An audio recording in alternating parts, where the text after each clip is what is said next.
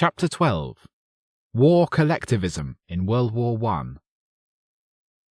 More than any other single period, World War I was the critical watershed for the American business system. It was a war collectivism, a totally planned economy, run largely by big business interests through the instrumentality of the central government, which served as the model, the precedent and the inspiration for state corporate capitalism for the remainder of the 20th century. That inspiration and precedent emerged not only in the United States, but also in the war economies of the major combatants of World War I. War collectivism showed the big business interests of the Western world that it was possible to shift radically from the previous largely free market capitalism to a new order marked by strong government and extensive and pervasive government intervention and planning for the purpose of providing a network of subsidies and monopolistic privileges to business, and especially to large business, interests. In particular, the economy could be cartelized under the aegis of government, with prices raised and production fixed and restricted in the classic pattern of monopoly, and military and other government contracts could be channeled into the hands of favoured corporate producers. Labour, which had been becoming increasingly rambunctious, could be tamed and bridled into the service of this new state monopoly capitalist order, through the device of promoting a suitably cooperative trade unionism, and by bringing the willing union leaders into the planning system as junior partners. In many ways, the new order was a striking reversion to old-fashioned mercantilism, with its aggressive imperialism and nationalism, its pervasive militarism, and its giant network of subsidies and monopolistic privileges to large business interests. In its 20th century form, of course, the new mercantilism was industrial rather than mercantile, since the Industrial Revolution had intervened to make manufacturing and industry the dominant economic form. But there was a more significant difference in the new mercantilism. The original mercantilism had been brutally frank in its class rule and its scorn for the average worker and consumer.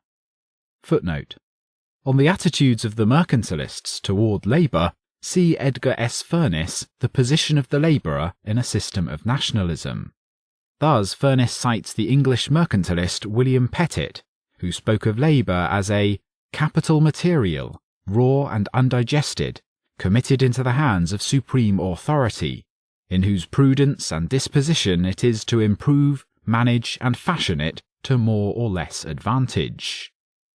Furness adds that it is characteristic of these writers that they should be so readily disposed to trust in the wisdom of the civil power to improve, manage, and fashion the economic raw material of the nation. End footnote. Instead, the new dispensation cloaked the new form of rule in the guise of promotion of the overall national interest of the welfare of the workers, through the new representation for labour and of the common good of all citizens. Hence the importance for providing a much-needed popular legitimacy and support of the new ideology of 20th century liberalism, which sanctioned and glorified the new order. In contrast to the older, laissez-faire liberalism of the previous century, the new liberalism gained popular sanction for the new system by proclaiming that it differed radically from the old exploitative mercantilism in its advancement of the welfare of the whole society. And in return for this ideological buttressing by the new corporate liberals, the new system furnished the liberals the prestige, the income, and the power that came with posts for the concrete, detailed planning of the system, as well as for ideological propaganda on its behalf. For their part, the liberal intellectuals acquired not only prestige and a modicum of power in the new order, they also achieved the satisfaction of believing that this new system of government intervention was able to transcend the weaknesses and the social conflicts that they saw in the two major alternatives: laissez-faire capitalism or proletarian Marxian socialism. The intellectuals saw the new order as bringing harmony and cooperation to all classes on behalf of the general welfare under the aegis of big government. In the liberal view, the new order provided a middle way, a vital centre for the nation, as contrasted to the divisive extremes of left and right. 1. Big business and war collectivism. We have no space here to dwell on the extensive role of big business and business interests in getting the United States into World War I. The extensive economic ties of the large business community with England and France, through export orders and through loans to the Allies, especially those underwritten by the politically powerful J.P. Morgan & Co., which also served as agent to the British and French governments, allied to the boom brought about by domestic and Allied military orders, all played a leading role in bringing the United States into the war. Furthermore, virtually the entire Eastern business community supported the drive toward war. Apart from the role of big business in pushing America down the road to war, business was equally enthusiastic about the extensive planning and economic mobilization that the war would clearly entail. Thus, an early enthusiast for war mobilization was the United States Chamber of Commerce, which had been a leading champion of industrial cartelization under the aegis of the federal government since its formation in 1912. The Chamber's monthly, The Nation's Business, foresaw in mid-1916 that a mobilized economy would bring about a sharing of power and responsibility between government and business. And the chairman of the U.S. Chamber's Executive Committee on National Defense wrote to the DuPonts at the end of 1916 of his expectation that this munitions question would seem to be the greatest opportunity to foster the new spirit of cooperation between government and industry. The first organization to move toward economic mobilization for war was the Committee on Industrial Preparedness, which in 1916 grew out of the Industrial Preparedness Committee of the Naval Consulting Board, a committee of industrial consultants to the Navy dedicated to considering the ramifications of an expanding American Navy. Characteristically, the new CIP was a closely blended public-private organization, officially an arm of the federal government, but financed solely by private contributions. Moreover, the industrialist members of the committee, working patriotically without fee, was thereby able to retain their private positions and incomes. Chairman of the CIP, and a dedicated enthusiast for industrial mobilization, was Howard E. Coffin, vice president of the important Hudson Motor Company of Detroit. Under Coffin's direction, the CIP organized a national inventory of thousands of industrial facilities for munitions making.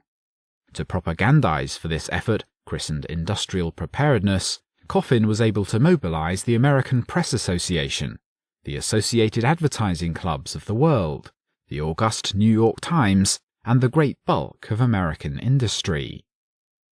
Footnote: the leading historian of World War I mobilization of industry, Grosvenor B. Clarkson, himself a leading participant and director of the Council of National Defense, writes with scorn that the scattered exceptions to the chorus of business approval revealed a considerable lack of that unity of will to serve the nation that was essential to the fusing of the faggots of individualism into the unbreakable bundle of national unity. Clarkson's book, incidentally, was subsidized by Bernard Baruch, the head of industrial war collectivism. The manuscript was checked carefully by one of Baruch's top aides. Clarkson, a public relations man and advertising executive, had begun his effort by directing publicity for Coffin's industrial preparedness campaign in 1916. End footnote. The CIP was succeeded in late 1916 by the fully governmental Council of National Defense, whose advisory commission, largely consisting of private industrialists, was to become its actual operating agency. The council proper consisted of several members of the cabinet. President Wilson announced the purpose of the CND as organizing the whole industrial mechanism in the most effective way. Wilson found the council particularly valuable because it opens up a new and direct channel of communication and cooperation between business and scientific men and all departments of the government. He also hailed the personnel of the Council's Advisory Commission as marking the entrance of the non-partisan engineer and professional man into American governmental affairs on an unprecedented scale. These members, declared the President grandiloquently, were to serve without pay, efficiency being their sole object and Americanism their only motive. Exulting over the new CND, Howard Coffin wrote to the DuPonts in December 1916 that "It is our hope that we may lay the foundation for that closely knit structure, industrial, civil, and military, which every thinking American has come to realize is vital to the future life of this country, in peace and in commerce, no less than in possible war."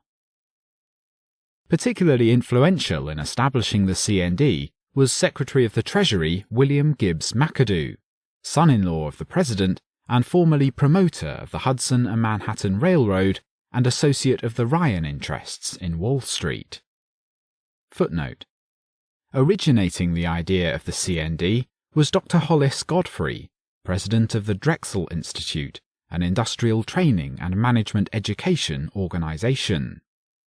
Also influential in establishing the CND was the Joint Military-Civilian Kernan Board, headed by Colonel Francis J. Kernan, and including its civilian members Benedict Crowell, chairman of Crowell and Little Construction Company of Cleveland, and later Assistant Secretary of War, and R. Goodwin Rhett, president of the People's Bank of Charleston and president as well of the Chamber of Commerce of the United States. End footnote. Head of the Advisory Commission was Walter S. Gifford, who had been one of the leaders of the Coffin Committee and had come to government from his post as chief statistician of the American Telephone and Telegraph Company, a giant monopoly enterprise in the Morgan ambit. The other non-partisan members were Daniel Willard, president of the Baltimore and Ohio Railroad, Wall Street financier Bernard M. Baruch, Howard E. Coffin, Julius Rosenwald, president of Sears, Roebuck and Company, Samuel Gompers, president of the AF of L, and one scientist and one leading surgeon. Months before American entry into the war, the Advisory Commission of the CND designed what was to become the entire system of purchasing war supplies, the system of food control, and censorship of the press. It was the Advisory Commission that met with the delighted representatives of the various branches of industry and told the businessmen to form themselves into committees for sale of their products to the government and for the fixing of the prices of these products. Daniel Willard was unsurprisingly put in charge of dealing with the railroads, Howard Coffin with munitions and manufacturing, Bernard Baruch with raw materials and minerals, Julius Rosenwald with supplies, and Samuel Gompers with labor. The idea of establishing committees of the various industries to get their resources together began with Bernard Baruch. CND commodity committees in their turn invariably consisted of the leading industrialists in each field. These committees would then negotiate with the committees appointed by industry. Footnote: as one of many examples, the CND's Cooperative Committee on Copper consisted of the president of Anaconda Copper, the president of Calumet and Heckler Mining, the vice president of Phelps Dodge, the vice president of Kennecott Mines, the president of Utah Copper, the president of United Verde Copper, and Murray M. Guggenheim of the powerful Guggenheim family interests. And the American Iron and Steel Institute furnished the representatives of that industry. End footnote. At the recommendation of the Advisory Commission, Herbert Clark Hoover was named head of the new Food Administration. By the end of March 1917, the CND appointed a purchasing board to coordinate government's purchases from industry. Chairman of this board, the name of which was soon changed to the General Munitions Board, was Frank A. Scott, a well-known Cleveland manufacturer and president of Warner and Swasey Company. Yet centralized mobilization was proceeding but slowly through the tangle of bureaucracy, and the United States Chamber of Commerce urged Congress that the director of the CND should be given power and authority in the economic field analogous to that of the Chief of State in the military field. Finally, in early July, the Raw Materials, Munitions and Supplies Departments were brought together under the new War Industries Board, with Scott as chairman, the board that was to become the central agency for collectivism in World War I. The functions of the WIB soon became the coordinating of purchases, the allocation of commodities, and the fixing of prices and priorities in production. Administrative problems beset the WIB, however, and a satisfactory autocrat was sought to rule the entire economy as chairman of the new organization. The willing autocrat was finally discovered in the person of Bernard Baruch in early March 1918. With the selection of Baruch, urged strongly on President Wilson by Secretary McAdoo, war collectivism had achieved its final form. Footnote: Scott and Willard had successively been chairmen, which post was then offered to Homer Ferguson, president of the Newport News Shipbuilding Company, and later head of the United States Chamber of Commerce. End footnote. Baruch's credentials for the task were unimpeachable.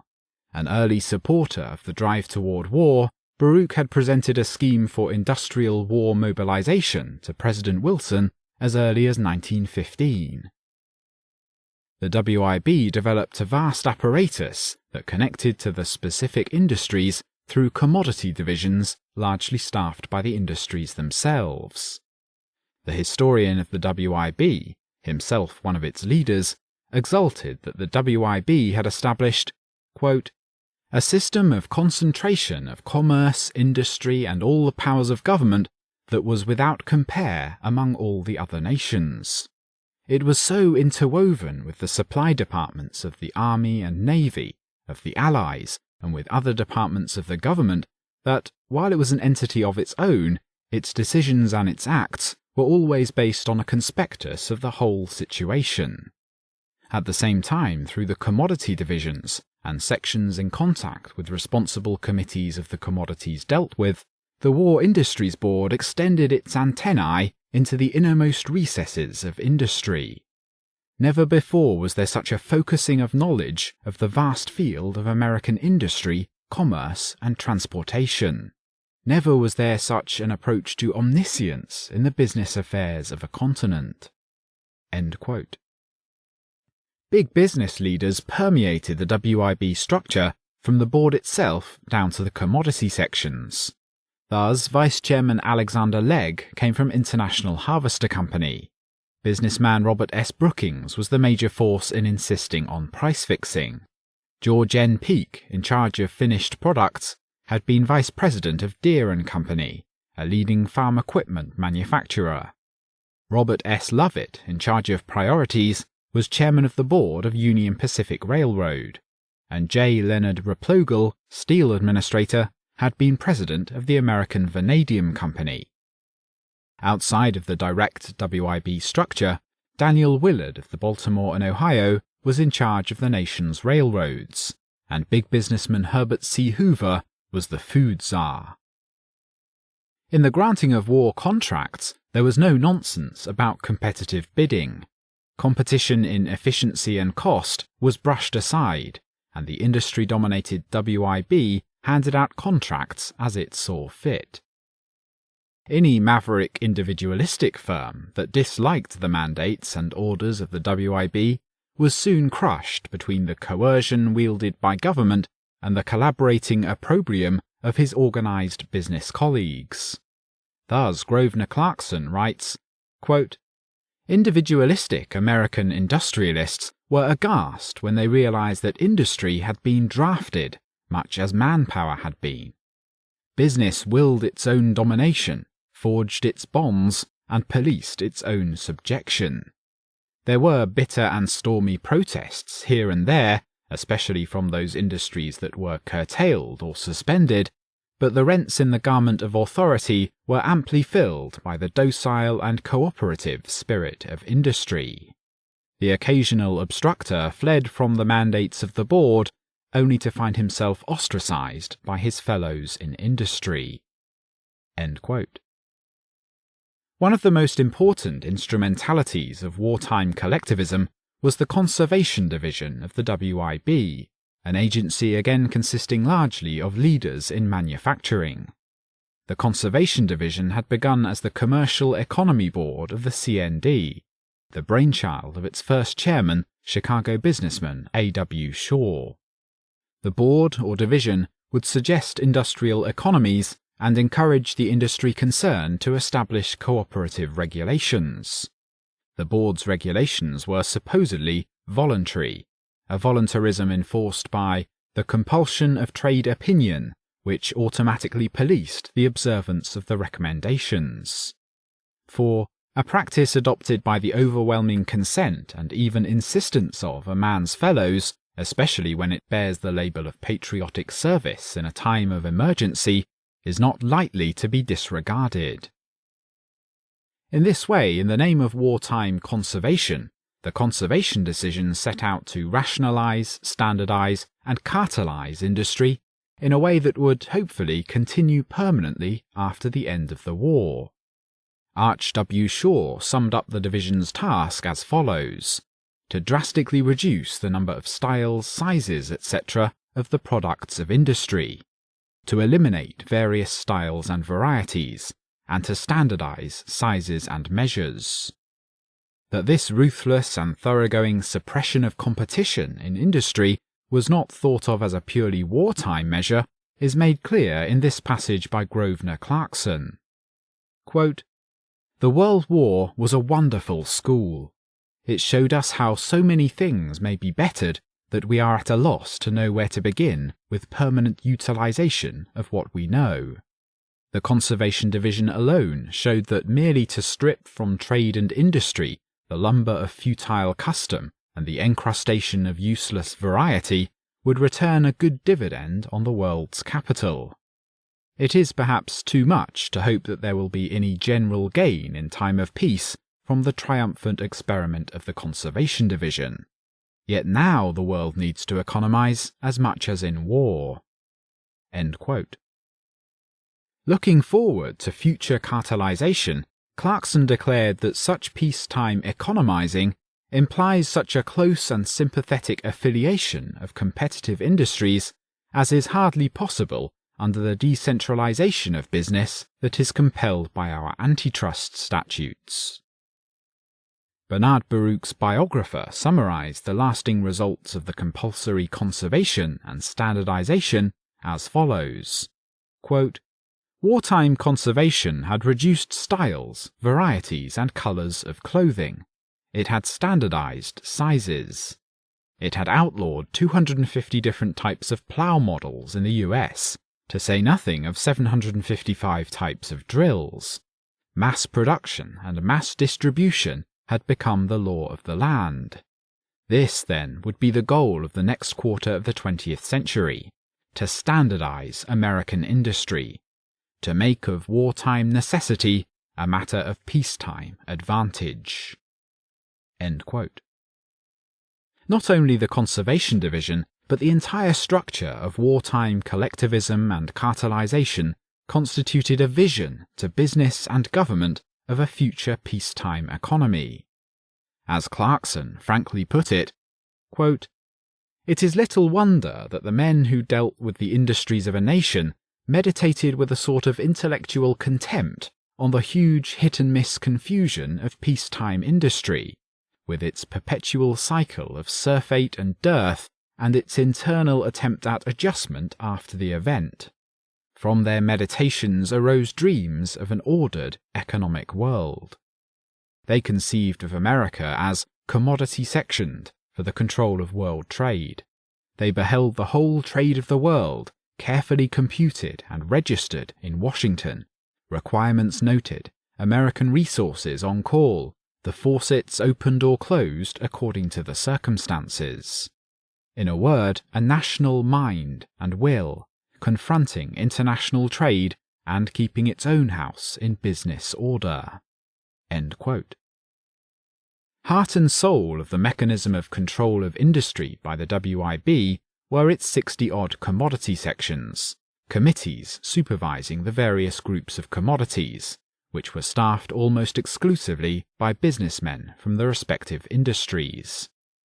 Furthermore, these committees dealt with over 300 war service committees of industry, appointed by the respective industrial groupings under the aegis of the Chamber of Commerce of the United States. It is no wonder that in this cosy atmosphere there was a great deal of harmony between business and government. As Clarkson admiringly described it, quote, "Businessmen wholly consecrated to government service, but full of understanding of the problems of industry, now faced businessmen wholly representative of industry, but sympathetic with the purpose of government." End quote.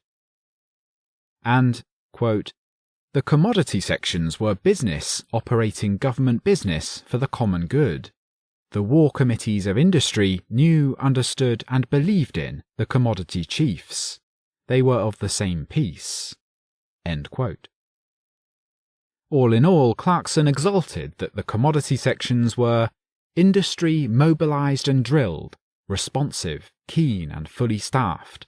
They were militant and in serried ranks.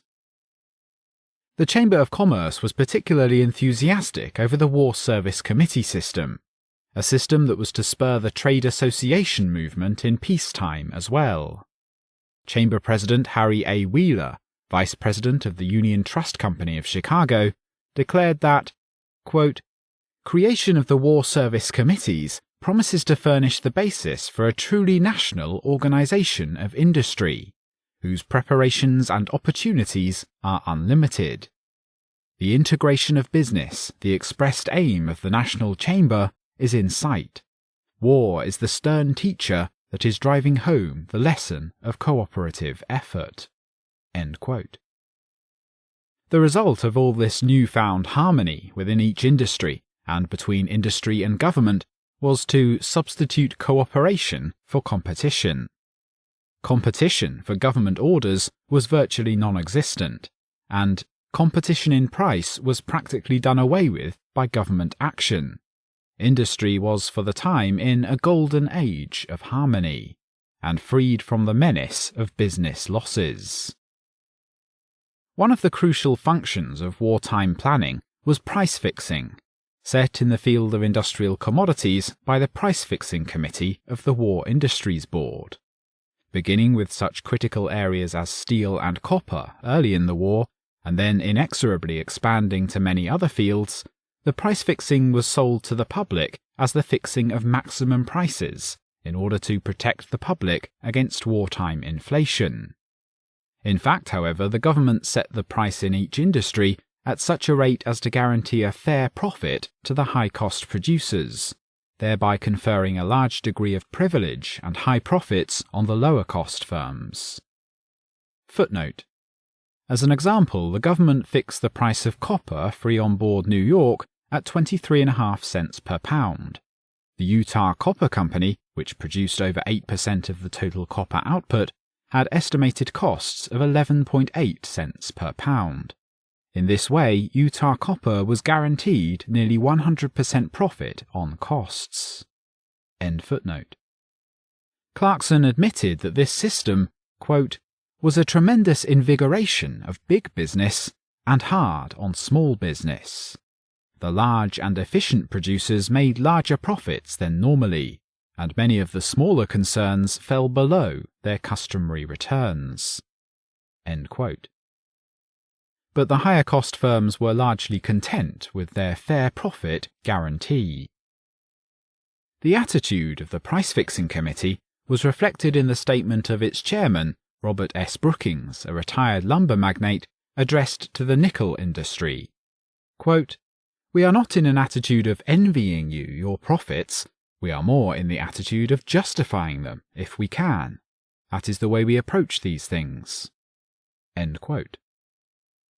Typical of the price-fixing operation was the situation in the cotton textile industry.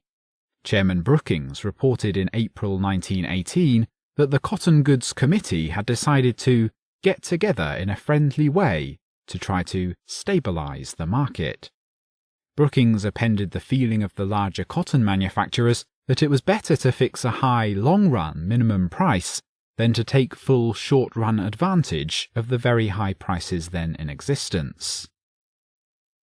The general enthusiasm of the business world, and especially big business, for the system of war collectivism can now be explained. The enthusiasm was a product of the resulting stabilization of prices, the ironing out of market fluctuations, and the fact that prices were almost always set by mutual consent of government and the representatives of each industry. It is no wonder that Harry A. Wheeler, president of the United States Chamber of Commerce, wrote in the summer of 1917 that war is giving business the foundation for the kind of cooperative effort that alone can make the US economically efficient. Or that the head of American Telephone and Telegraph hailed the perfecting of a coordination to ensure complete cooperation, not only between the government and the companies, but between the companies themselves. The wartime cooperative planning was working so well, in fact, opined the chairman of the board of Republic Iron and Steel in early 1918, that it should be continued in peacetime as well. The vitally important steel industry is an excellent example of the workings of war collectivism. The hallmark of the closely knit control of the steel industry was the close cooperation between government and industry, a cooperation in which Washington decided on broad policy and then left it up to Judge Elbert Gary, head of the leading steel producer, United States Steel, to implement the policy within the industry. Gary selected a committee representing the largest steel producers to help him run the industry. A willing ally was present in J. Leonard Replogle, head of American Vanadium Company and chief of the steel division of the WIB. Replogle shared the long-standing desire of Gary and the steel industry for industrial cartelization and market stability under the aegis of a friendly federal government. Unsurprisingly, Gary was delighted with his new powers in directing the steel industry, and urged that he be given total power to thoroughly mobilize and, if necessary, to commandeer. And Iron Age, the magazine of the iron and steel industry, exulted that, quote, "It has apparently taken the most gigantic war in all history to give the idea of cooperation any such place in the general economic program as the country's steel manufacturers sought to give it in their own industry nearly 10 years ago," end quote, with the short-lived entente cordiale between Judge Gary and President Roosevelt. Footnote. In his important study of business-government relations in the War Industries Board, Professor Robert Cuff has concluded that federal regulation of industry was shaped by big business leaders, and that relations between government and big business were smoothest in those industries such as steel, whose industrial leaders had already committed themselves to seeking government-sponsored cartelization. End footnote. It is true that wartime relations between government and steel companies were sometimes strained, but the strain and the tough threat of government commandeering of resources was generally directed at smaller firms such as Crucible Steel, which had stubbornly refused to accept government contracts. In the steel industry, in fact, it was the big steel makers, US Steel, Bethlehem, Republic, etc., who, early in the war, had first urged government price fixing, and they had to prod a sometimes confused government to adopt what eventually became the government's program. The main reason was that the big steel producers, happy at the enormous increase of steel prices in the market as a result of wartime demand, were anxious to stabilize the market at a high price and thus ensure a long-run profit position for the duration of the war. The government steel industry price-fixing agreement of September 1917 was therefore hailed by John A. Topping, president of Republic Steel, as follows. Quote, "The steel settlement will have a wholesome effect on the steel business, because the principle of cooperative regulation has been established with government approval. Of course, present abnormal profits will be substantially reduced, but a runaway market condition has been prevented and prosperity extended. Furthermore, stability in future values should be conserved." End quote. Furthermore, the large steel firms were happy to use the fixed prices as a rationale for imposing controls and stability on wages, which were also beginning to rise. The smaller steel manufacturers, on the other hand, often with higher costs, and who had not been as prosperous before the war, opposed price fixing because they wished to take full advantage of the short-run profit bonanza brought about by the war. Under this regime, the steel industry achieved the highest level of profits in its history, averaging 25% per year for the 2 years of war. Some of the smaller steel companies, benefiting from their lower total capitalization, did almost twice as well. The most thoroughgoing system of price controls during the war was enforced not by the WIB but by the separate Food Administration, over which Herbert Clark Hoover presided as Food Czar. The official historian of wartime price control justly wrote that the Food Control Program was the most important measure for controlling prices which the United States had ever taken. Herbert Hoover accepted his post shortly after American entry into the war, but only on the condition that he alone have full authority over food, unhampered by boards or commissions. The Food Administration was established without legal authorization, and then a bill backed by Hoover was put through Congress to give the system the full force of law. Hoover was also given the power to requisition necessaries, to seize plants for government operation, and to regulate or prohibit exchanges. The key to the Food Administration's system of control was a vast network of licensing. Instead of direct control over food, the FA was given the absolute power to issue licenses for any and all divisions of the food industry, and to set the conditions for keeping the license. Every dealer, manufacturer, distributor and warehouser of food commodities was required by Hoover to maintain its federal license. A notable feature introduced by Hoover in his reign as Food Czar was the mobilization of a vast network of citizen volunteers as a mass of eager participants in enforcing his decrees. Thus, Herbert Hoover was perhaps the first American politician to realize the potential in gaining mass acceptance and in enforcing government decrees, in the mobilizing of the masses through a torrent of propaganda to serve as volunteer aides to the government bureaucracy. Mobilization proceeded to the point of inducing the public to brand as a virtual moral leper anyone dissenting from Mr. Hoover's edicts. Thus, quote, "The basis of all control exercised by the Food Administration was the educational work which preceded and accompanied its measures of conservation and regulation. Mr. Hoover was committed thoroughly to the idea that the most effective method to control foods was to set every man, woman and child in the country at the business of saving food. The country was literally strewn with millions of pamphlets and leaflets designed to educate the people to the food situation. No war board at Washington was advertised as widely as the U.S. Food Administration. There were Food Administration insignia for the coat lapel, store window, the restaurant, the train, and the home. A real stigma was placed upon the person who was not loyal to Food Administration edicts, through pressure by the schools, churches, women's clubs, public libraries, merchants' associations, fraternal organizations, and other social groups." End quote.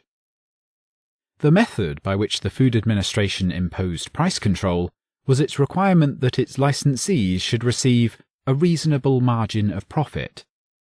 This reasonable margin was interpreted as a margin over and above each producer's costs, and this cost plus reasonable profit for each dealer became the rule of price control. The program was touted to the public as a means of keeping profits and food prices down. Although the administration certainly wished to stabilize prices, the goal was also, and more importantly, to cartelize. industry and government worked together to make sure that individual maverick competitors did not get out of line. Prices in general were to be set at a level to guarantee a reasonable profit to everyone. The goal was not lower prices, but uniform, stabilized, non-competitive prices for all. The goal was far more to keep prices up than to keep them down. Indeed, any overly greedy competitor who tried to increase his profits above pre-war levels by cutting his prices was dealt with most severely by the Food Administration. Let us consider two of the most important food control programs during World War I, wheat and sugar. Wheat price control, the most important program, came in the wake of wartime demand, which had pushed wheat prices up very rapidly to their highest level in the history of the United States. Thus, wheat increased by $1 a bushel in the course of 2 months at the start of the war, reaching the unheard-of price of $3 a bushel. Control came in the wake of agitation that government must step in to thwart speculators by fixing maximum prices on wheat. Yet, under pressure by the agriculturalists, the government program fixed by statute not maximum prices for wheat, but minima. The Food Control Act of 1917 fixed a minimum price of $2 a bushel for the next year's wheat crop. Not content with this special subsidy, the President proceeded to raise the minimum to $2.26 a bushel in mid-1918, a figure that was then the precise market price for wheat. This increased minimum effectively fixed the price of wheat for the duration of the war. Thus, the government made sure that the consumers could not possibly benefit from any fall in wheat prices. To enforce the artificially high price of wheat, Herbert Hoover established the Grain Corporation, headed by practical grain men, which purchased the bulk of the wheat crop in the United States at the fair price, and then resold the crop to the nation's flour mills at the same price. To keep the millers happy, the Grain Corporation guaranteed them against any possible losses from unsold stocks of wheat or flour. Moreover, each mill was guaranteed that its relative position in the flour industry would be maintained throughout the war. In this way, the flour industry was successfully cartelized through the instrument of government. Those few mills who balked at the cartel arrangement were dealt with handily by the Food Administration. As Garrett put it, their operations were reasonably well controlled by the license requirements. The excessively high costs of wheat and flour also meant artificially high costs to the bakers. They, in turn, were taken under the cozy cartel umbrella by being required, in the name of conservation, to mix inferior products with wheat flour at a fixed ratio. Each baker was of course delighted to comply with the requirement that he make inferior products, which he knew was also being enforced upon his competitors. Competition was also curtailed by the Food Administration's compulsory standardization of the sizes of bread loaves, and by prohibiting price cutting through discounts or rebates to particular customers, the classic path toward the internal breakup of any cartel. In the particular case of sugar, there was a much more sincere effort to keep down prices, due to the fact that the United States was largely an importer rather than a producer of sugar. Herbert Hoover and the Allied governments duly formed an International Sugar Committee, which undertook to buy all of their country's sugar, largely from Cuba, at an artificially low price, and then to allocate the raw sugar to the various refiners. Thus, the Allied governments functioned as a giant buying cartel to lower the price of their refiners' raw material. Herbert Hoover instigated the plan for the International Sugar Committee, and the US government appointed the majority of the 5-man committee. As chairman of the committee, Hoover selected Earl Babst, president of the powerful American Sugar Refining Company, and the other American members also represented refiner interests. The ISC promptly fixed a sharp reduction of the price of sugar, lowering the New York price of Cuban raw sugar from its high market price of 6.75 cents per pound in the summer of 1917 to 6 cents per pound. When the Cubans understandably balked at this artificially forced price reduction of their cash crop, the United States State Department and the Food Administration collaborated to coerce the Cuban government into agreement. Somehow the Cubans were unable to obtain import licenses for needed wheat and coal from the United States Food Administration, and the result was a severe shortage of bread, flour, and coal in Cuba. Finally, the Cubans capitulated in mid-January 1918, and the import licenses from the United States were rapidly forthcoming. Cuba was also induced to prohibit all sugar exports except to the International Sugar Committee. Apparently, Mr. Babst ensured an extra bonus to his American sugar refining company, for shortly, officials of competing American refineries were to testify before Congress that this company had particularly profited from the activities of the International Sugar Committee and from the price that it fixed on Cuban sugar. Although the American government pursued with great diligence the goal of pushing down raw material prices for US refiners, it also realized that it could not force down the price of raw sugar too low, since the government had to consider the marginal US cane and beet sugar producers, who had to receive their duly appointed fair return. Jointly to harmonize and subsidize both the sugar refiners and the sugar growers in the United States, Mr. Hoover established a Sugar Equalization Board that would simultaneously keep the price of sugar low to Cuba while keeping it high enough for the American producers. The board accomplished this feat by buying the Cuban sugar at the fixed low price, and then reselling the crop to the refiners at a higher price to cover the American producers. The result of the artificially low prices for sugar was, inevitably, to create a severe sugar shortage, by reducing supplies and by stimulating an excessive public consumption. The result was that sugar consumption was then severely restricted by federal rationing of sugar. It is not surprising that the food industries were delighted with the wartime control program. Expressing the spirit of the entire war collectivist regime, Herbert Hoover, in the words of Paul Garrett, quote, maintained as a cardinal policy from the beginning a very close and intimate contact with the trade. The men whom he chose to head his various commodity sections and responsible positions were in a large measure tradesmen. The determination of the policies of control within each branch of the food industry was made in conference with the tradesmen of that branch. It might be said that the framework of food control, as of raw material control, was built upon agreements with the trade. The enforcement of the agreements once made, moreover, was entrusted in part to the cooperation of constituted trade organizations. The industry itself was made to feel responsible for the enforcement of all rules and regulations. End quote. Also separate from the War Industries Board were the nation's railroads, which received the greatest single ministration of government dictation as compared to any other industry. The railroads, in fact, were seized and operated directly by the federal government. As soon as the United States entered the war, the administration urged the railroads to unite as one in behalf of the war effort. The railroads were delighted to comply and quickly formed what became known as the Railroads War Board, promising faithfully to pursue a goal that they had long sought in peacetime, to cease competitive activities and to coordinate railroad operations.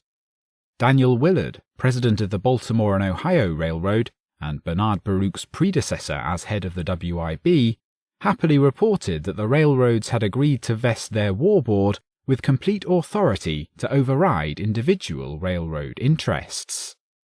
Under its chairman, Fairfax Harrison of the Southern Railroad, the war board established a committee on car service to coordinate national car supplies. Aiding the coordination effort was the Interstate Commerce Commission, the longtime federal regulatory body for the railroads. Once again, the government-promoted monopoly was an inspiration to many who were looking ahead to the peacetime economy. For several years, the railroads had been agitating for scientific management as a means of achieving higher rates from the ICC and a governmentally imposed cartelization, but they had been thwarted by the pressure of the organized shippers, the industrial users of the railroads. But now even the shippers were impressed. Max Thielen, chairman of the California Railroad Commission, president of the National Association of Railroad and Utilities Commissions, and the leading spokesman for the organized shippers, agreed that the critical railroad problem was duplication and the irrational lack of complete inter-railroad coordination. And Senator Francis G. Newlands, Democrat Nevada, the most powerful congressman on railroad affairs as the chairman of a joint committee on transportation regulation, opined that the wartime experience was somewhat shattering our old views regarding antitrust laws. Soon, however, it became clear that the system of voluntary private coordination was not really working well. Traffic departments of individual roads persisted in competitive practices. The railroad brotherhood unions were persistently demanding substantial wage increases, and the railroads and organized shippers locked horns over railroad demands for an across-the-board rate increase. All groups felt that regional coordination and overall efficiency would best be achieved by outright federal operation of the railroads. The shippers first proposed the scheme as a method of achieving coordination and to forestall higher freight rates. The unions seconded the plan in order to obtain wage increases from the government, and the railroads cheerfully agreed when President Wilson assured them that each road would be guaranteed its 1916-17 profits, 2 years of unusually high profits for the railroad industry. With the federal government offering to take on the headaches of wartime dislocation and management, while granting the roads a very high guaranteed profit for doing nothing, why shouldn't the railroads leap to agreement? The most enthusiastic administration proponent of federal operation of the railroads was Secretary of the Treasury McAdoo, a former New York Railroad executive and close associate of the Morgan interests, who in turn were the leading underwriters and owners of railroad bonds. McAdoo was rewarded by being named head of the United States Railroad Administration after Wilson seized the roads on December 28, 1917. Federal rule by the Morgan-oriented McAdoo proved to be a bonanza for the nation's railroads. Not only were the railroads now fully monopolized by direct government operation, but also the particular railroad executives now found themselves armed with the coercive power of the federal government. For McAdoo chose as his immediate assistants a group of top railroad executives, and all rate-setting powers of the ICC were shifted to the railroad-dominated Railroad Administration for the duration. Footnote: McAdoo's cabinet, which assisted him in running the railroads, included Walker D. Hines and Edward Chambers, respectively chairman of the board and vice president of the Santa Fe Railroad; Henry Walters, chairman of the board of the Atlantic Coast Railroad; Hale Holden of the Burlington Railroad; A. H. Smith, president of the New York Central Railroad; John Barton Payne, formerly chief counsel of the Chicago Great Western Railroad; and Comptroller of the Currency John Skelton Williams, formerly chairman of the board of the Seaboard Railroad. Hines was to be McAdoo's principal assistant. Payne became head of traffic. The division of operation was headed by Carl R. Gray, president of the Western Maryland Railroad. One unionist, W. S. Carter, head of the Brotherhood of Firemen and Engineers, was brought in to head the division of labor. End footnote. The significance of the shift is that the railroads, although largely responsible for the inception and growth of the ICC as a cartelizing agency for the railroad industry, had seen control of the ICC slip into the hands of the organized shippers in the decade before the war. This meant that the railroads had found it very difficult to win freight rate increases from the ICC. But now the wartime federal control of the railroads was shunting the shippers aside. McAdoo's brazen appointment of railroad men to virtually all the leading positions in the railroad administration to the virtual exclusion of shippers and academic economists, greatly angered the shippers, who had launched an intense barrage of criticism of the system by midsummer of 1918. This barrage came to a head when McAdoo increasingly turned the direction of the RA, including the appointment of regional directors, over to his principal assistant, Railroad Executive Walker D. Hines. Shippers and ICC commissioners complained that, quote, railroad lawyers from the entire country descended on Washington, told their troubles to other railroad lawyers serving on McAdoo's staff, and were told to go into an adjoining room and dictate what orders they want. End quote. As in the case of the War Industries Board, the railroad executives used their coercive governmental powers to deal a crippling blow to diversity and competition on behalf of monopoly in the name of efficiency and standardization. Again, over the opposition of shippers, the RA ordered the compulsory standardization of locomotive and equipment design, eliminated duplicate, i.e. competitive, passenger service and coal transportation, shut down offline traffic offices, and ordered the cessation of competitive solicitation of freight by the railroads. All of these edicts reduced railroad services to the hapless shippers. There were still other coerced reductions of service. One ended the shippers' privileges of specifying freight routes, and thereby of specifying the cheapest routes for shipping their goods. Another upset the peacetime practice of making the railroads liable for losses and damages to shipments. Instead, the entire burden of proof was placed on the shippers.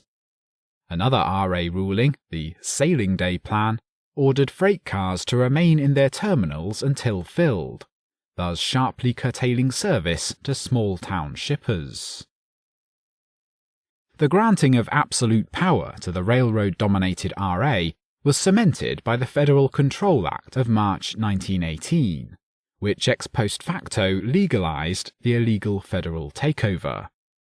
Working closely with railroad lobbyists, the RA, backed by the full support of President Wilson, was able to drive through Congress the transfer of rate-making powers to itself from the ICC. Furthermore, all power was taken away from the invariably shipper-dominated state railroad commissions.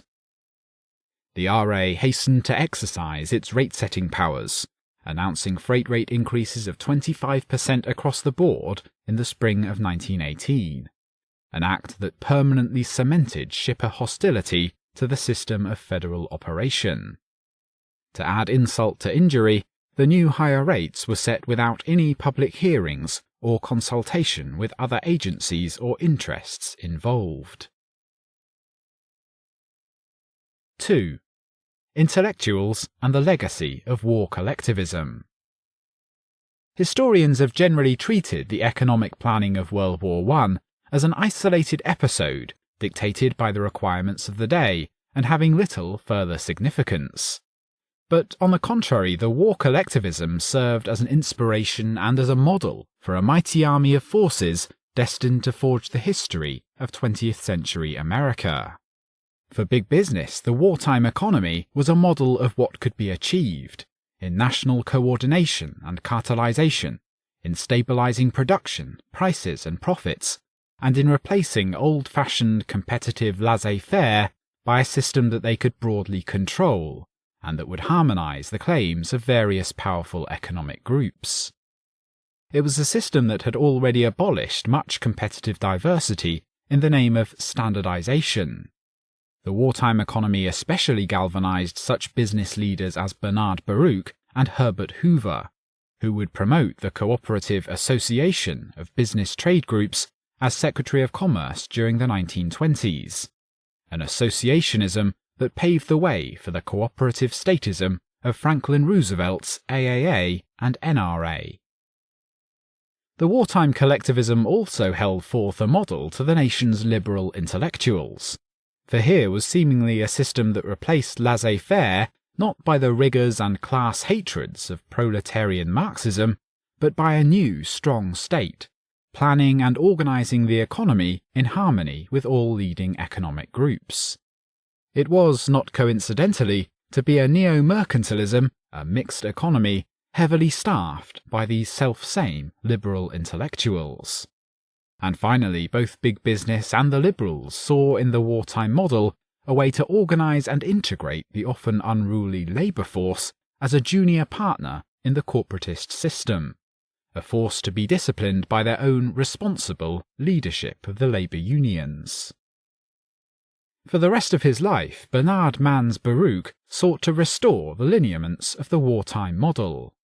Thus, in summing up the experience of the WIB, Baruch extolled the fact that, quote, "Many businessmen have experienced during the war, for the first time in their careers, the tremendous advantages, both to themselves and to the general public, of combination, of cooperation and common action." End quote. Baruch called for the continuance of such corporate associations, in inaugurating rules to eliminate waste, i.e. competition, to exchange trade information, to agree on the channeling of supply and demand among themselves, to avoid extravagant forms of competition, and to allocate the location of production. Completing the outlines of a corporate state, Baruch urged that such associations be governed by a federal agency, either the Department of Commerce or the Federal Trade Commission. Quote, "An agency whose duty it should be to encourage, under strict government supervision, such cooperation and coordination." End quote. Baruch also envisioned a federal board for the retraining and channeling of labour after the war. At the very least, he urged standby legislation for price control and for industrial coordination and mobilization in the event of another war. During the 1920s and 1930s, Bernard Baruch served as a major inspiration of the drive toward a corporate state. Moreover, many of the leaders of this drive were men who had served under him during the heady days of the WIB, and who continued to function, frankly, as Baruch's men in national affairs. Thus, aided by Baruch, George N. Peake of the Moline Plough Company launched in the early 1920s the drive for farm price supports through federally organized farm cartels that was to culminate in President Hoover's Federal Farm Board in 1929, and then in Roosevelt's AAA. Peake's farm equipment business, of course, stood to benefit greatly from farm subsidies.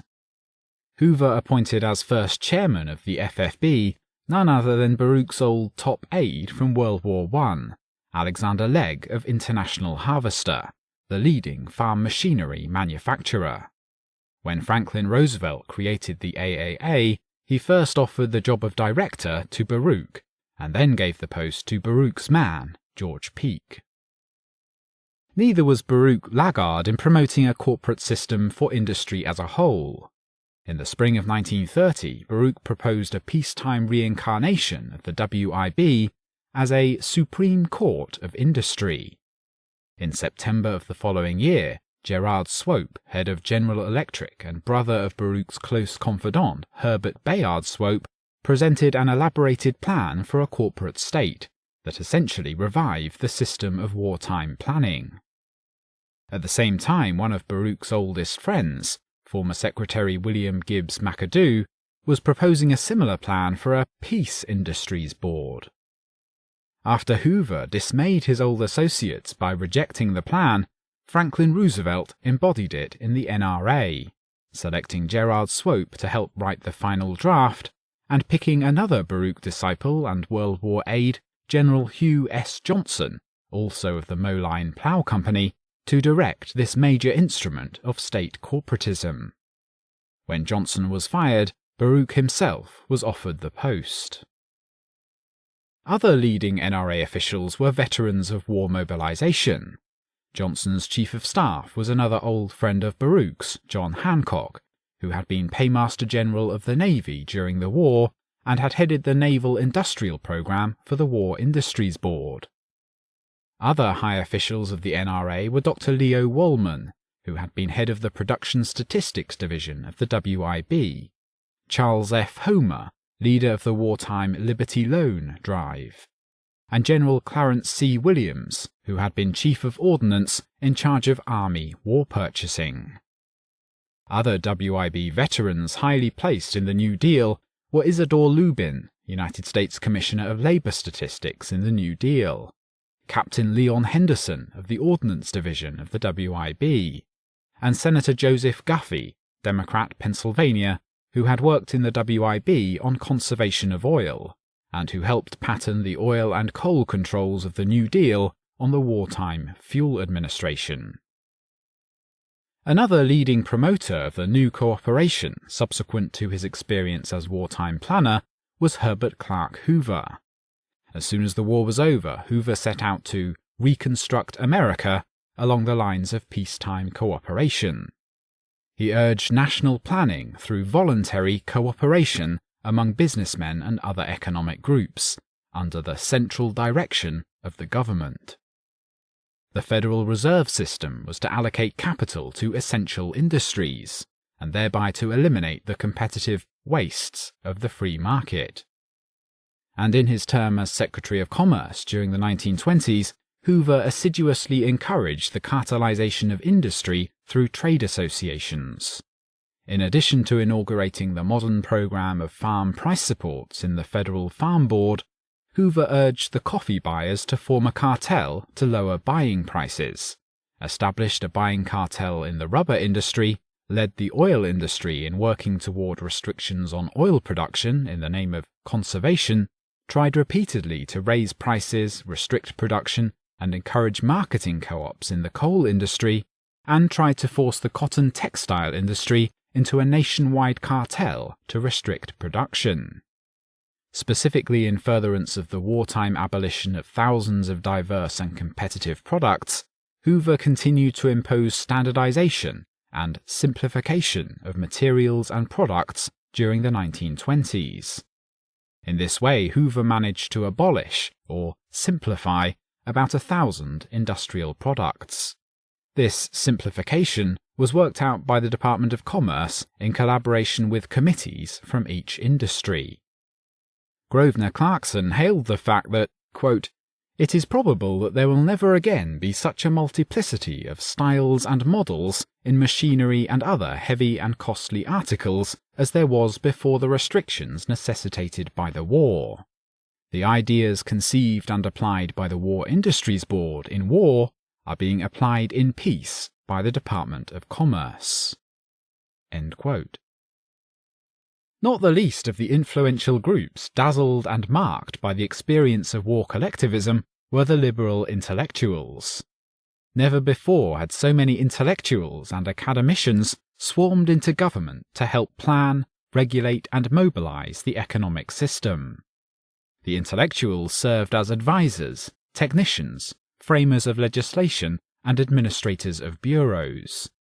Furthermore, apart from the rewards of newly acquired prestige and power, the war economy held out to such intellectuals the promise of transforming the society into a third way, completely different from the laissez-faire past that they scorned, or the looming proletarian Marxism that they reviled and feared.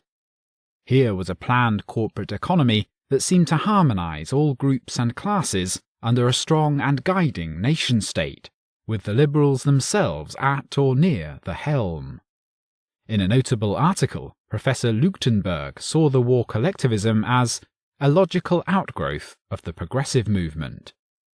He demonstrated the enthusiasm of the progressive intellectuals for the social transformation effected by the war. Thus, the New Republic hailed the revolutionizing of society by means of the war. John Dewey hailed the replacement of production for profit and the absoluteness of private property by production for use.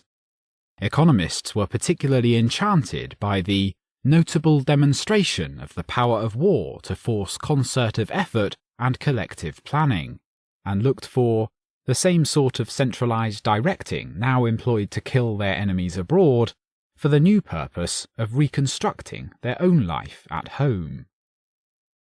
Rexford Guy Tugwell, ever alert to the advance of social engineering, was soon to look back wistfully on America's wartime socialism.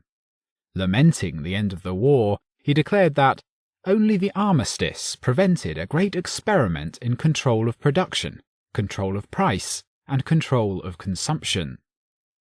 For during the war, the old system of industrial competition had melted away in the fierce new heat of nationalistic vision. Footnote: it was very similar considerations that also brought many liberal intellectuals, especially including those of the New Republic, into at least temporary admiration for Italian fascism. End footnote. Not merely the NRA and AAA, but virtually the entire New Deal apparatus, including the bringing to Washington of a host of liberal intellectuals and planners, owed its inspiration to the war collectivism of World War I. The Reconstruction Finance Corporation, founded by Hoover in 1932 and expanded by Roosevelt's New Deal, was a revival and expansion of the old War Finance Corporation, which had loaned government funds to munitions firms. Furthermore, Hoover, after offering the post to Bernard Baruch, named as first chairman of the RFC Eugene Meyer Jr., an old protégé of Baruch's who had been managing director of the WFC. Much of the old WFC staff and method of operations were taken over bodily by the new agency. The Tennessee Valley Authority grew out of a wartime government nitrate and electric power project at Muscle Shoals, and in fact included the old nitrate plant as one of its first assets. Moreover, many of the public power advocates in the New Deal had been trained in such wartime agencies as the Power Section of the Emergency Fleet Corporation, and even the innovative government corporate form of the TVA was based on wartime precedent. Wartime experience also provided the inspiration for the public housing movement of the New Deal. During the war, the Emergency Fleet Corporation and the United States Housing Corporation were established to provide housing for war workers. The war established the precedent of federal housing and also trained architects like Robert Conn, who functioned as chief of production for the housing division of the United States Shipping Board. After the war, Conn exulted that the war has put housing on the map in this country. And in 1933, Conn was duly named by President Roosevelt to be the director of the New Deal's first venture into public housing. Furthermore, the Emergency Fleet Corporation and the United States Housing Corporation established large-scale public housing communities on planned Garden City principles. Yorkshire Village, New Jersey, Union Park Gardens, Delaware, Black Rock and Crane Tracts, Connecticut. Principles finally remembered and put into effect in the New Deal and afterward. The oil and coal controls established in the New Deal also rested on the precedent of the Wartime Fuel Administration. Indeed, Senator Joseph Guffey, Democrat Pennsylvania, leader in the coal and oil controls, had been head of the petroleum section of the War Industries Board. Deeply impressed with the national unity and mobilization achieved during the war, the New Deal established the Civilian Conservation Corps to instill the martial spirit in America's youth. The idea was to take the wandering boys off the road and mobilize them into a new form of American expeditionary force. The Army, in fact, ran the CCC camps.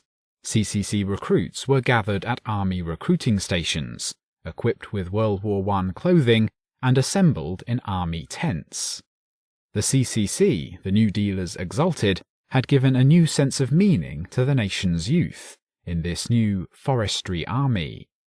Speaker Henry T. Rainey, Democrat Illinois of the House of Representatives, put it this way, quote, "They, the CCC recruits, are also under military training, and as they come out of it improved in health and developed mentally and physically and are more useful citizens, they would furnish a very valuable nucleus for an army." End quote. Footnote: Roosevelt named Union leader Robert Fechner, formerly engaged in war labor work, as director of the CCC to provide a civilian camouflage for the program. End footnote. 3. The drive to prolong war collectivism.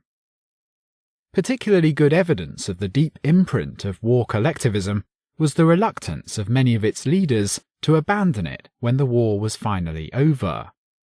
Business leaders pressed for two post-war goals: continuance of government price fixing to protect them against an expected post-war deflation, and a longer-range attempt to promote industrial cartelization in peacetime. In particular, businessmen wanted the price maxima, which had often served as minima instead, to be converted simply into outright minima for the post-war period. Wartime quotas to restrict production, furthermore, needed only to remain in being to function as a frank cartelizing for raising prices in time of peace. Accordingly, many of the Industrial War Service Committees and their WIB section counterparts urged the continuance of the WIB and its price-fixing system.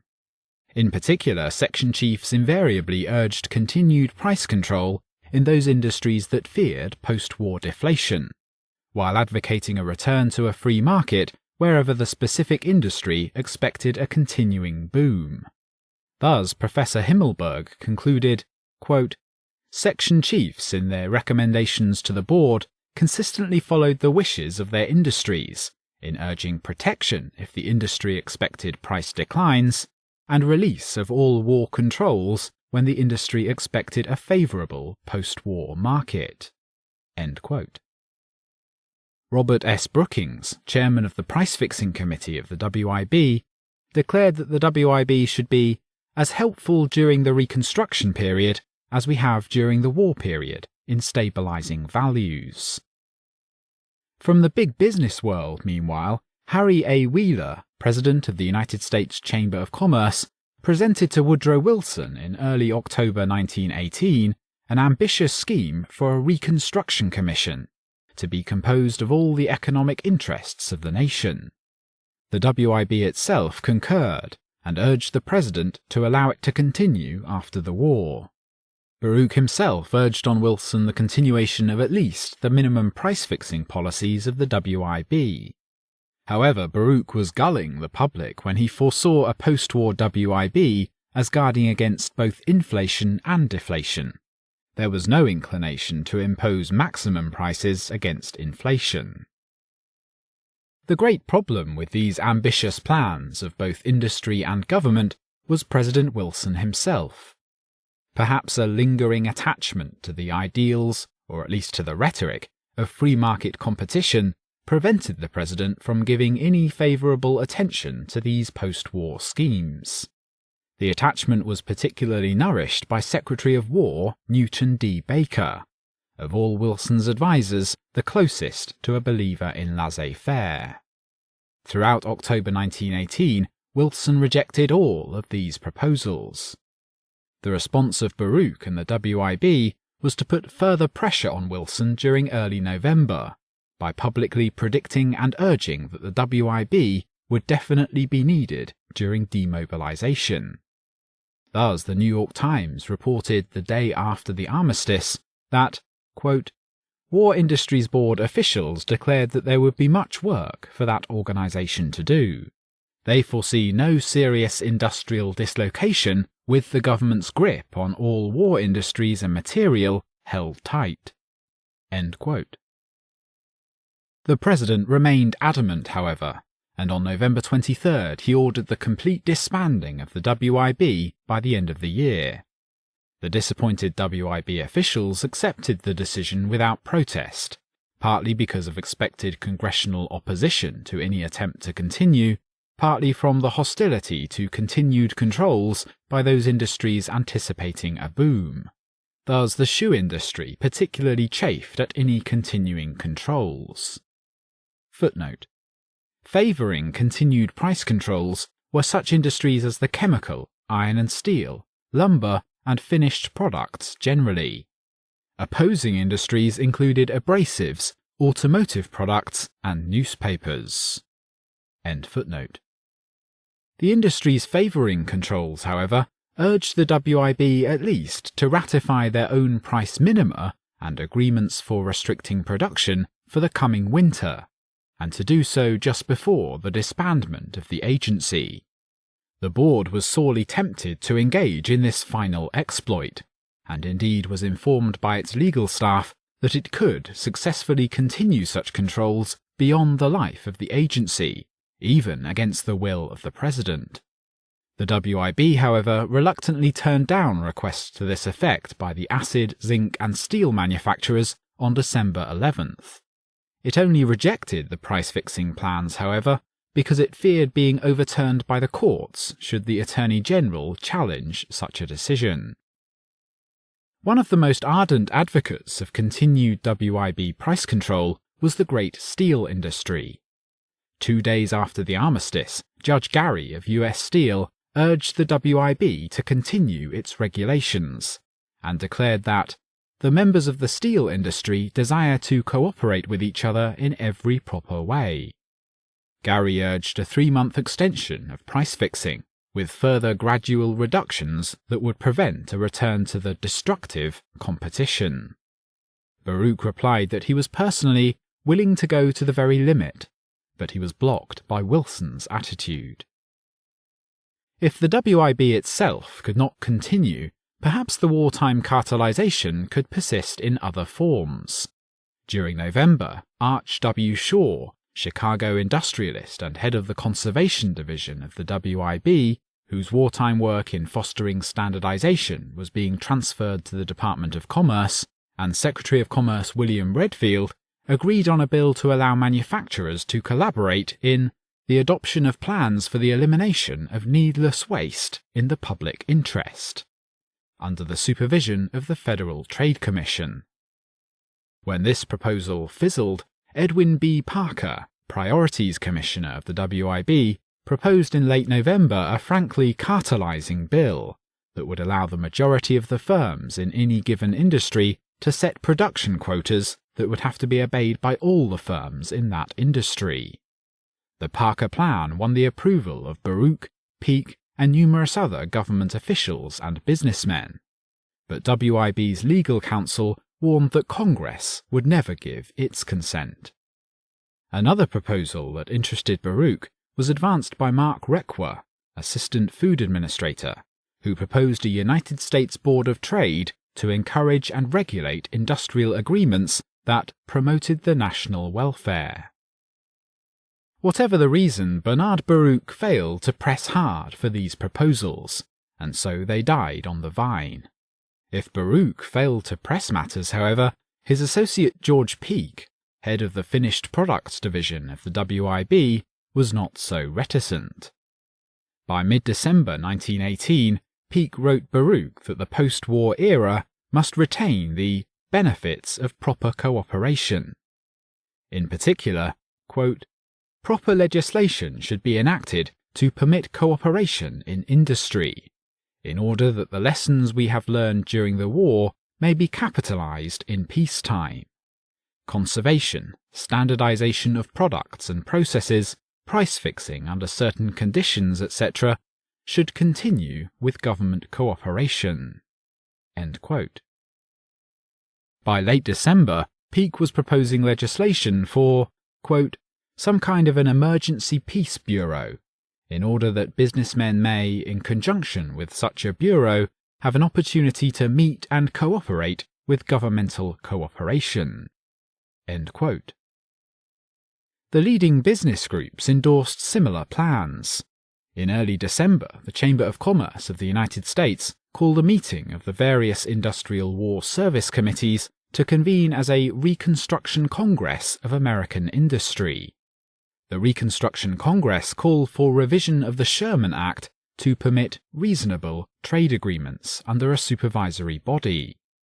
Furthermore, a nationwide chamber referendum in early 1919 approved such a proposal by an overwhelming majority, and President Wheeler urged the cordial acceptance by organized business of regulation that would ratify business agreements.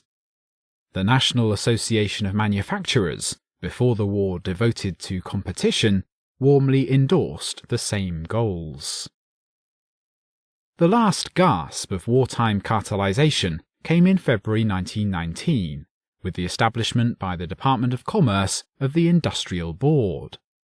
Secretary of Commerce William C. Redfield, formerly president of the American Manufacturers Export Association, had long championed the view that government should promote and coordinate industrial cooperation. Redfield saw an entering wedge with the transfer of the WIB's Conservation Division to his department shortly after the armistice. Redfield continued the wartime stimulation of trade associations, and to that end established an advisory board of former WIB officials. One of these advisors was George Peake. Another was Peake's assistant on the WIB, Ohio lumber executive William M. Ritter. It was Ritter, in fact, who originated the idea of the Industrial Board.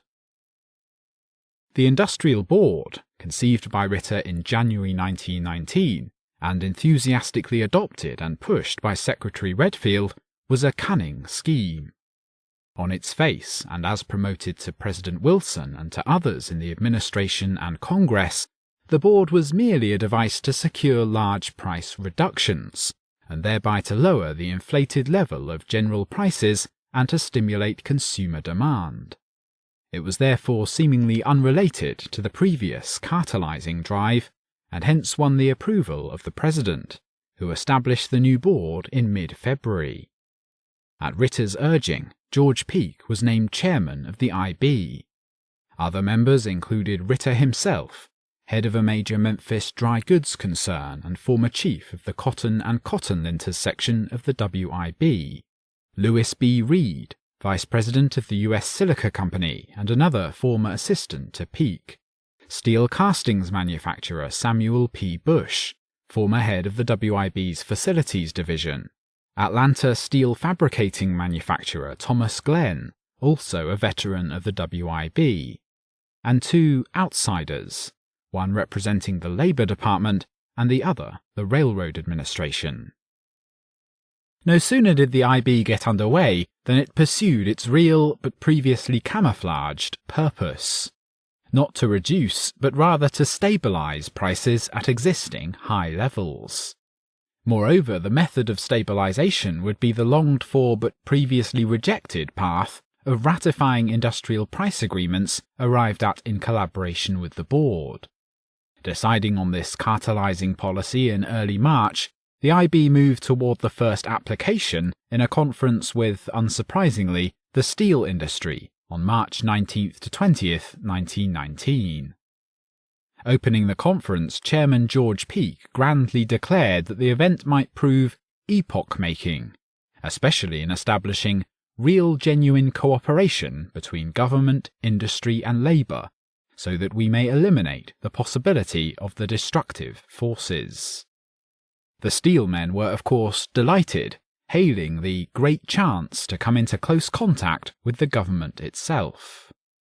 Footnote: Professor Yurovsky surmised from the orderly and very moderate price reductions in steel during the first months of 1919 that Robert S. Brookings had quietly given the steel industry the green light to proceed with its own price fixing. End footnote. The IB told the steel industry that any agreement to sustain prices agreed upon by the conference would be immune from the antitrust laws. Not only was the price list offered by the IB to the steelmen still very high, even if moderately lower than existing prices, but Peake agreed to announce to the public that steel prices would not be lowered further for the remainder of the year. Peake advised the steelmen that his statement would be their biggest asset, for "I don't know what I would have given in times past if in my own business I could say that the government of the United States says this is as low price as you could get." The IB steel agreement lowered steel prices by a modest 10 to 14%. The small, high-cost steel producers were disgruntled, but the big steel firms welcomed the agreement as a coordinated, orderly reduction of inflated prices, and especially welcomed the board's guarantee of the fixed price for the remainder of the year. The elated IB proceeded with similar conferences for the coal and building materials industries. But two dark clouds promptly appeared: the refusal of the government's own railroad administration to pay the fixed agreed-upon price for steel rails and for coal, and the concern of the Justice Department for the evident violation of the antitrust laws.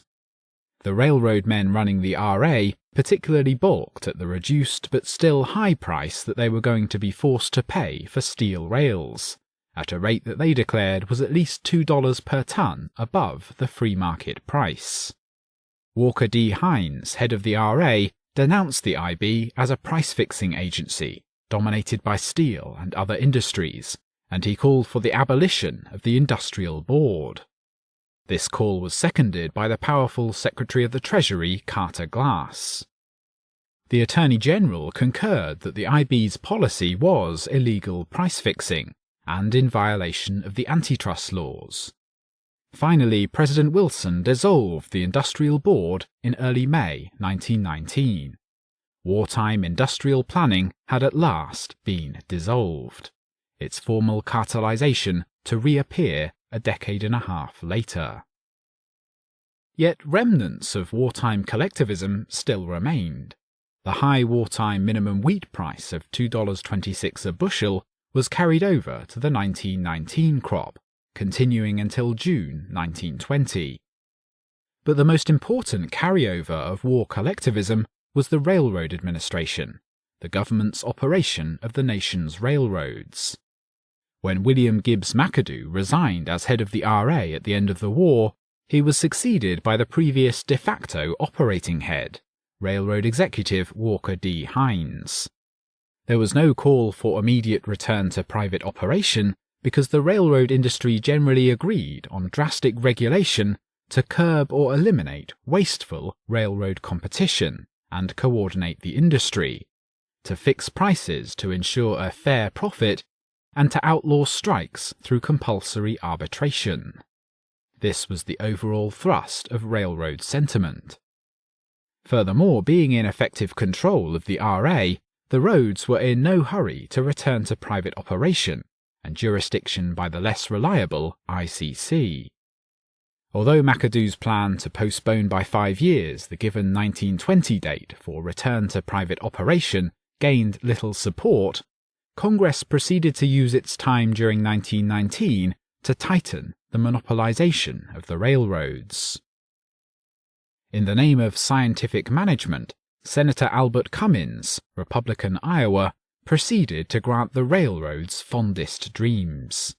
Cummins's bill, warmly approved by Hines and railroad executive Daniel Willard, ordered the consolidation of numerous railroads, and would set the railroad rates according to a fair, fixed return on capital investment. Strikes would be outlawed, and all labour disputes settled by compulsory arbitration. For their part, the Association of Railroad Executives submitted a legislative plan similar to the Cummins Bill. Also similar to the Cummins Bill was the proposal of the National Association of Owners of Railroad Securities, a group composed largely of savings banks and insurance companies.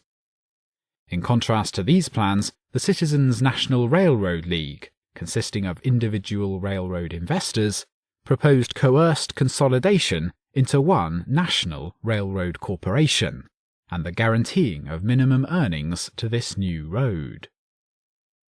All of these plans were designed to tip the pre-war balance sharply in favour of the railroads and against the shippers, and as a result the Cummins Bill, in passing the Senate, ran into trouble in the House. The trouble was fomented by the shippers, who demanded a return to the status quo ante when the shipper-dominated ICC was in charge. Furthermore, for their part, the wartime experience had embittered the shippers, who, along with the ICC itself, demanded a return to the higher quality service provided by railroad competition, rather than the increased monopolization provided by the various railroad bills. Unsurprisingly, however, one of the leading non-railroad business groups favouring the Cummins Bill was the Railway Business Association, a group of manufacturers and distributors of railroad supplies and equipment. The House of Representatives, in its turn, passed the Esch Bill, which essentially re-established the pre-war rule of the ICC.